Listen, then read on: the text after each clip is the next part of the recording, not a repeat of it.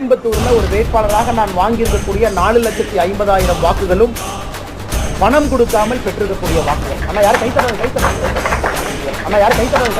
அவருடைய வருகை தமிழகத்தில் மிகப்பெரிய அரசியல் புயலை உருவாக்கும் என்பது எல்லோருக்குமே தெரியும்.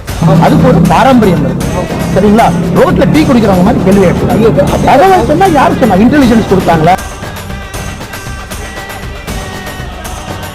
திராவிட அரசியல் நம்ம மோதிக்கிட்டு இருக்கோம். சாதாரண அரசியல் கிடையாது. பழிச்சொல், நம்ம மீது குற்றச்சாட்டுகள், பொய்யான புகார்கள், பத்திரிகையில பிளான்ட் பண்ணி வரணும் சொல்லலாம். சாதாரண